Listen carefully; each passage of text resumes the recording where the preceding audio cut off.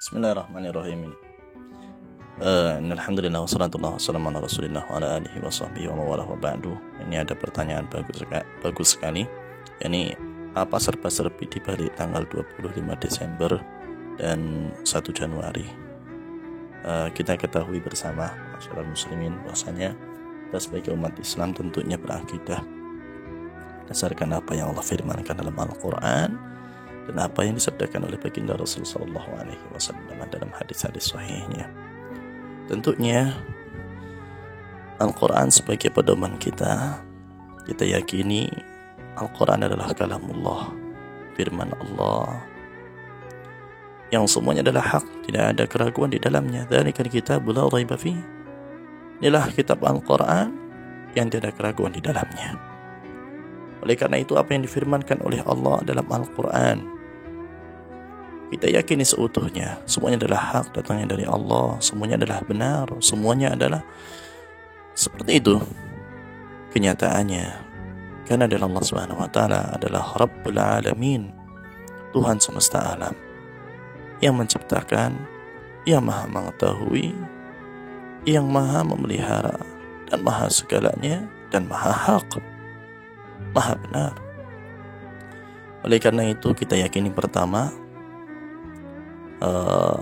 bahwasanya Nabi Isa alaihi salatu wassalam sebagaimana yang telah Allah kabarkan dalam Al-Quran, setelah Allah Subhanahu wa taala mengutus salah satu dari malaikatnya untuk menjelma manusia lalu meniupkan ruh, yaitu salah satu dari makhluknya, ke dalam rahim Maryam hingga Maryam ini hamil mengandung putranya Isa alaihi salatu wassalam. فأجاءها المخاض إلى جذع النخلة قالت يا ليتني مت قبل هذا وكنت نسيا منسيا. Hinggalah tiba saatnya Maryam merasakan sakit perutnya hendak melahirkan. Kemudian Maryam ini beranjak mendekat ke salah satu pohon kurma, bukan pohon cermai. Qalat ya laitani mittu qabla hadha wa kuntu nasyan mansiya. Karena rasa sedih, rasa sakit yang dia derita, rasa sedih karena dia diusir oleh kaumnya. Oleh orang-orang Yahudi dianggap bahwa Maryam ini telah melakukan perbuatan yang senonoh sehingga dia hamil tanpa suami. Wahai, sekiranya aku mati sebelum ini sehingga itu lebih baik bagiku dan aku mati menjadi manusia yang terlupakan begitu saja. Kemudian Allah SWT menenangkan Maryam dan memberikan apa yang dibutuhkan oleh Maryam. Fanadaha min tahtiha alla tahzani qad ja'ala rabbuki tahtaki sariyya. Janganlah engkau bersedih, sungguh Tuhanmu telah menyediakan air sungai yang mengalir di bawahmu. Ini di bawah, di bagian bawah, ini di dataran yang lebih rendah. Wa huzzi ilaiki bi jid'in nakhlati tusaqit 'alayki rutban janiyya. Dan goyangkanlah pohon kurma itu, niscaya pohon kurmanya akan berjatuhan atau akan menjatuhkan rutban janiyya, akan berjatuhanlah rutab. Rutab itu kurma yang masih muda tapi sudah tua muda bisa dimakan. Rutban janiyya. Dan para ahli, para pakar tentang kurma, para pekebun kurma ini mengetahui betul bahwasanya kurma ini akan mengeluarkan rutabnya, akan lebat buahnya. Ini bukan di musim dingin, melainkan di musim panas. Dan musim panas ini jatuhnya bukan di bulan Desember, akan tetapi di bulan-bulan mulai dari bulan Maret, April, Mei, Juni, Juli. Ini adalah bulan-bulan panas. Sampai Agustus masih panas. Sedangkan Desember ini termasuk musim dingin di daerah Baitul Maqdis. Karena kita ketahui dan semuanya sepakat bahwasanya lahirnya Isa alaihi salatu wassalam itu di Bethlehem, kemudian hari menjadi Baitul Laham, dan saat ini menjadi Baitul Maqdis. Nah, itu yang pertama yang perlu kita yakini masyarakat muslimin, bahwasanya Nabiullah Isa alaihi salatu wassalam lahir di bawah pohon kurma, kemudian di waktu musim panas. Nah, sedangkan menurut keyakinan Nasrani,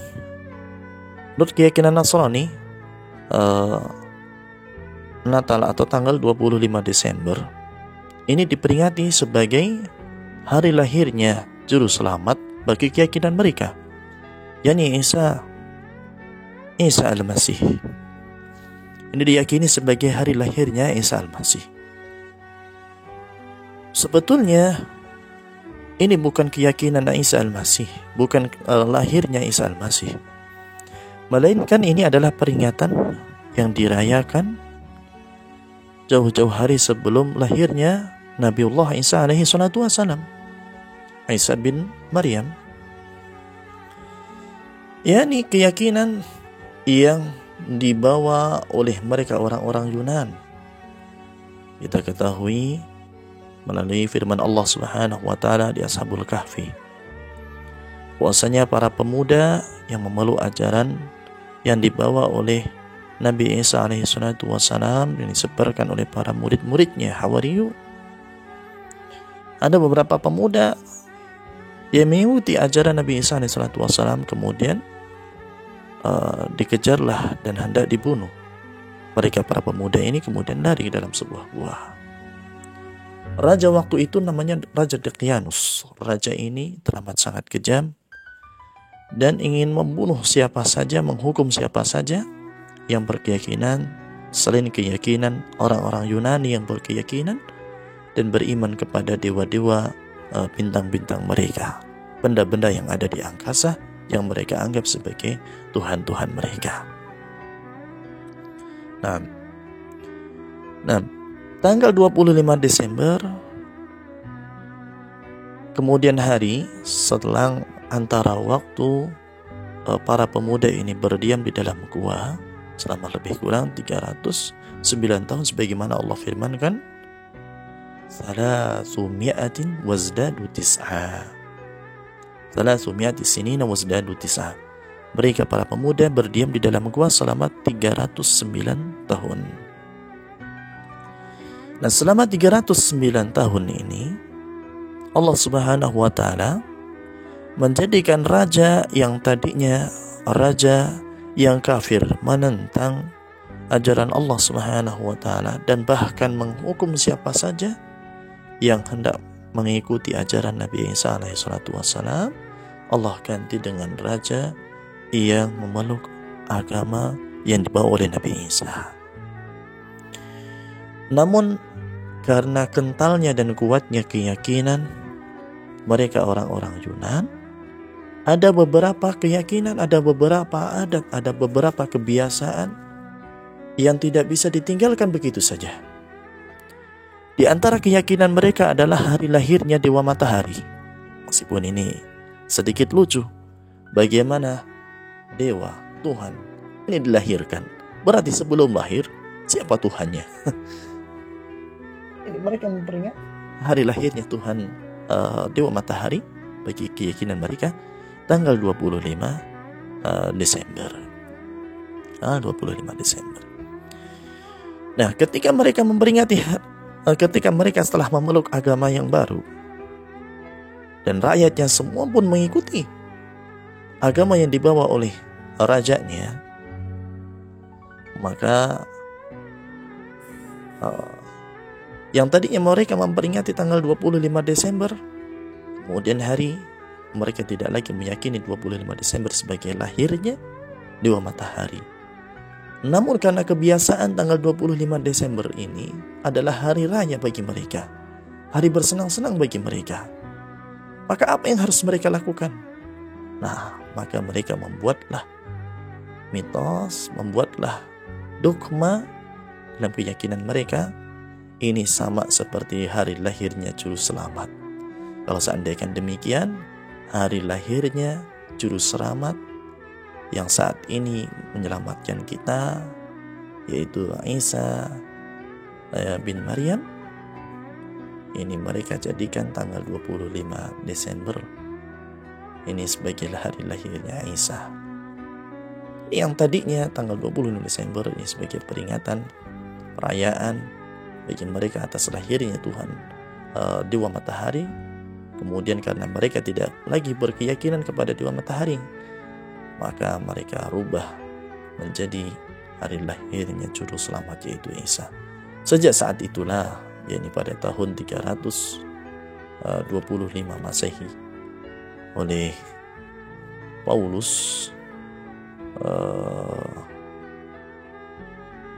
Paus Liberius, itu diperingati sebagai hari lahirnya Isa, dan kemudian itu sampai saat ini menjadi perayaan Natal. Adapun tahun pada tanggal 1 Januari atau pergantian tahun, itu dalam keyakinan Kristen itu diperingati sebagai hari Paskah atau hari kebangkitan Isa. Hari kebangkitan Isa ini di Rom, Yunan, tanggal 1 Januari itu diambil dari nama dewa mereka, yaitu nama dewa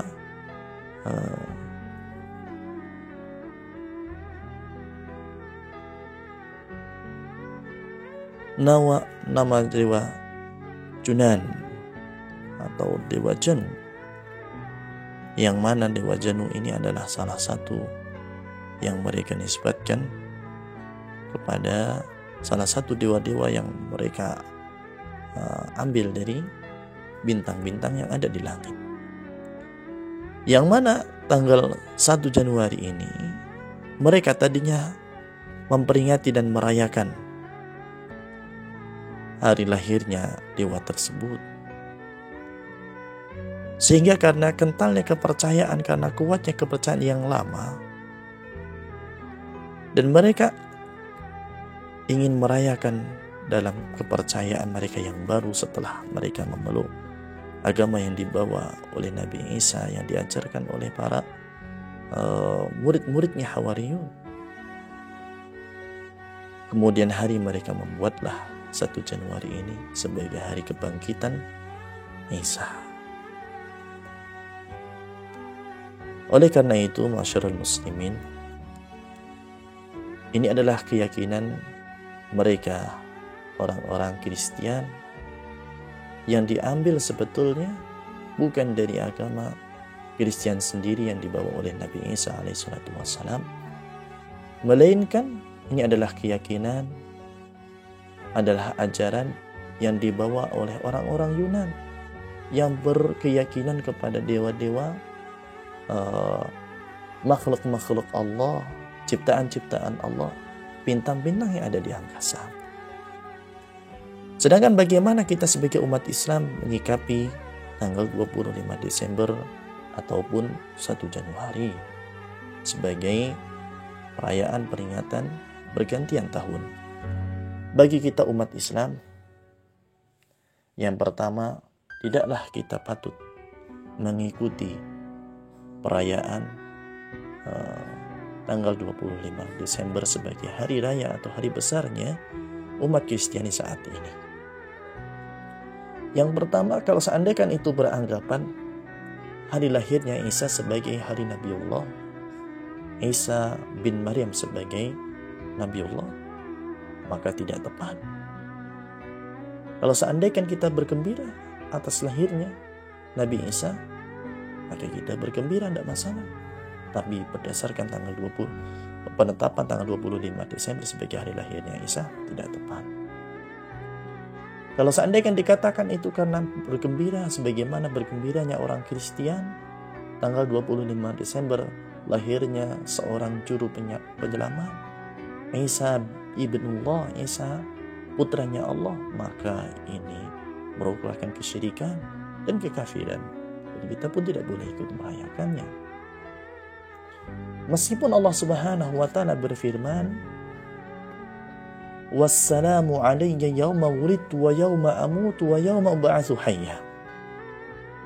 Dan keselamatan kesejahteraan atas diriku, hari dilahirkan diriku, dan hari di mana aku dimatikan, dan hari di mana aku nanti akan dibangkitkan setelah matiku. Ini tidak menunjukkan sama sekali disyariatkannya kita untuk mengucapkan selamat atas kelahiran Isa. Akan tetapi ini masih ada kaitannya dengan ayat-ayat sebelumnya sebagaimana yang ditafsirkan oleh Ibnu Katsir, Al-Imam Al-Hafidz Ibnu Katsir dalam kitab tafsirnya Al-Qur'anul Azim.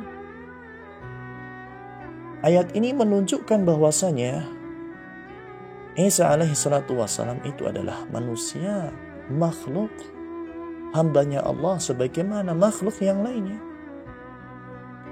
Sehingga Nabi Isa alaihi salatu wassalam itu dilahirkan dan dimatikan dan dibangkitkan tentunya dengan rahmat Allah, dengan keselamatan Allah. Kalau seandainya ada yang menyelamatkan ketika lahir, ketika seorang ini selamat lahirnya, selamat matinya, dan selamat dibangkitkannya, berarti ada yang menyelamatkan. Kalau seandainya dia selamat, pasti ada yang menyelamatkan. Ini menunjukkan bahwa Isa ini adalah makhluk Allah, ciptaan Allah. Itu yang pertama. Toleransi itu bukan ikut serta dalam merayakan hari raya mereka.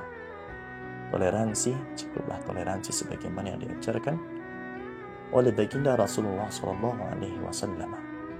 Sebaik-baik qudwah, sebaik-baik manusia sepanjang sejarah ini untuk memberikan percontohan, yaitu Nabi kita Nabi Muhammad SAW.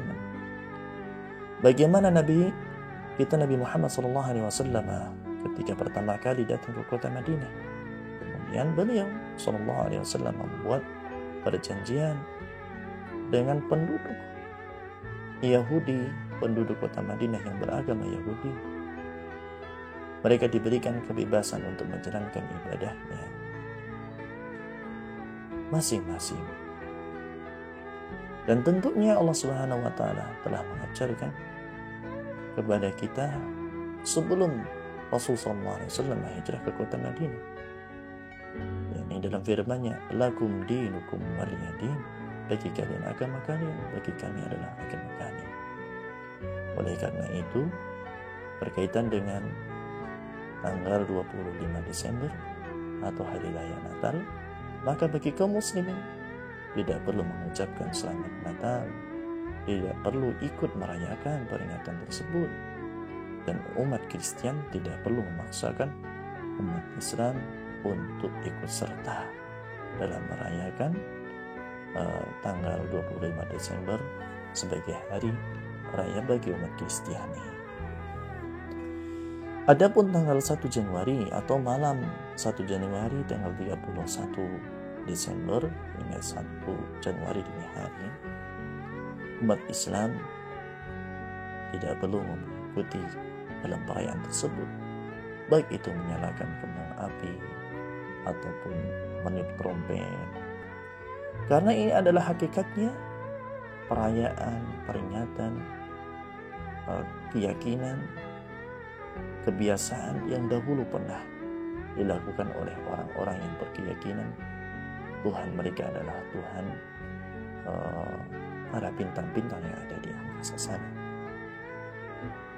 Mereka berkeyakinan bahwasanya bintang-bintang itulah Tuhan-Tuhan mereka. Ini orang-orang Yunani pun. Sedangkan kita umat Islam hanya berkeyakinan ialah Allah Subhanahu wa taala, Tuhan semesta alam.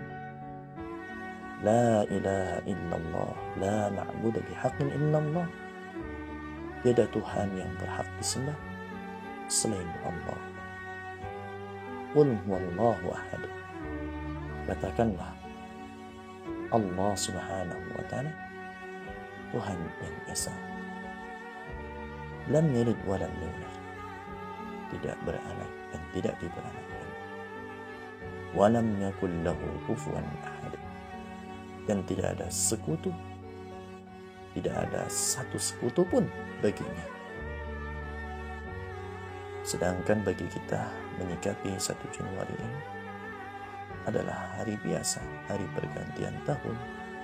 Semakin kita berganti tahunnya, semakin bertambah harinya, maka tentunya semakin mendekati ajal.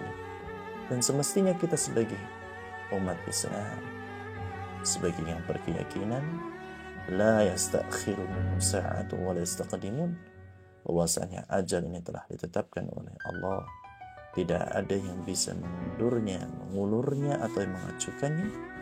Maka semestinya semakin berganti hari, semakin berganti tahun, semakin bertambah tahun, semakin bertambah umur, maka kita semakin mempersiapkan dengan perjumpaan dengan Allah Subhanahu wa Ta'ala, bukan dengan hura-hura, bukan dengan bersenang-senang, bukan hanya dengan bergembira, suka ria.